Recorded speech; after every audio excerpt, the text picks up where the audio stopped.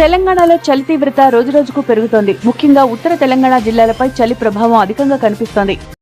ఆదిలాబాద్, మెదక్ జిల్లాలో రాత్రి ఉష్ణోగ్రతలు అతి తక్కువగా నమోదవుతున్నాయి. దీంతో ఆ ప్రాంతాల ప్రజలు తీవ్ర ఇబ్బందులు పడుతున్నారు. అయితే వాతావరణ శాఖ విడుదల చేసిన లేటెస్ట్ లెక్కల ప్రకారం ఆదిలాబాద్, మెదక్ జిల్లాలోని పలు ప్రాంతాల్లో 5 నుంచి 7 డిగ్రీల సెల్సియస్ ఉష్ణోగ్రతలు నమోదయ్యాయి. ఈ రెండు జిల్లాల్లో రాత్రిపూట కనిష్ట ఉష్ణోగ్రతలు ఈ స్థాయికి పడిపోవడంతో ఉదయం కూడా దట్టమైన పొగమంచు ఆవరించుంటోంది. రాగల 2 రోజుల్లో రాష్ట్రంలోని పలు ప్రాంతాల్లో 2 నుంచి 3 డిగ్రీల వరకు ఉష్ణోగ్రతలు నమోదయ్యే అవకాశం ఉంటుందని వాతావరణ కేంద్రం స్పష్టం చేసింది. నేడు రేపు వాతావరణం పాక్షికంగా మేఘావృతమై ఉండే అవకాశం ఉందని, ఉదయం రాత్రి వేళలో పొగమంచు ఉంటుందని ఐఎండీ తెలిపింది.